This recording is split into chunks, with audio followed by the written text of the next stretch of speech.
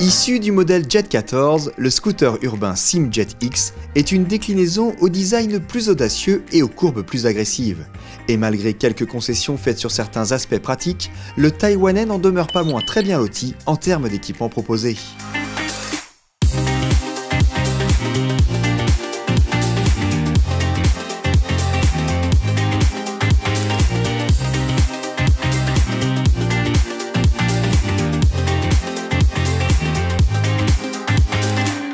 Contrairement à la version classique, cette version X se démarque avant tout par l'abandon du plancher plat. Adieu les sacs ou les cartons posés entre les jambes, mais le Jet X a d'autres atouts à faire valoir. À commencer par un style beaucoup plus sportif très réussi. Les arêtes vives, les formes torturées, la bulle noire courte, les feux à LED plongeants, rarement un scooter urbain compact n'aura dégagé autant de charisme. Parmi les autres différences notables, soulignons tout d'abord l'utilisation d'une Smart Key, d'une alarme de série et d'un tableau de bord LCD. Ce dernier affiche kilométrage total et partiel, voltage de la batterie, jauge d'essence à segments, indicateur de vitesse, contour et voyant de réserve.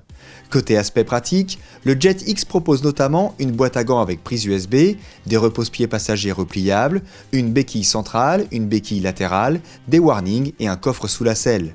Celui-ci reste assez décevant puisque vous pourrez tout juste y placer un casque jet.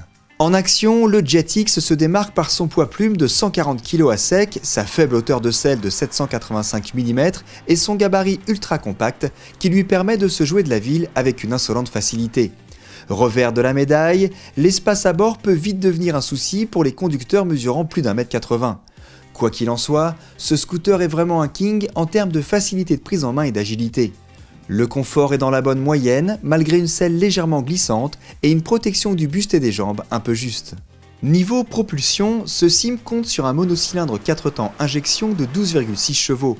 Ce bloc, conforme à la norme Euro 5, se montre nerveux au démarrage, puis assez linéaire pour atteindre sa vitesse de pointe de 115 km/h. Tout à fait adapté à la ville, ce moteur a aussi la bonne idée de ne consommer que 2,3 litres au 100 km. Une excellente performance qui mérite vraiment d'être saluée à l'heure où le prix de l'essence devient un problème sociétal. Bonne nouvelle également, le châssis et les amortisseurs font bonne figure dès qu'il s'agit d'effacer les aspérités du bitume. Le freinage ABS, progressif et bien réparti entre l'avant et l'arrière, est à l'avenant. Dommage que les leviers de frein non réglables soient un peu durs et trop écartés pour les petites mains. Agréable visuellement, correctement équipé, ultra agile et peu demandeur en carburant, le Jet X est un scooter urbain franchement séduisant aux tarifs placés. Un peu juste pour les très grands gabarits ou les conducteurs très exigeants sur la capacité d'emport, le Taïwanais est une proposition cohérente et sexy pour les urbains pressés qui souhaitent se déplacer avec style sans trop dépenser.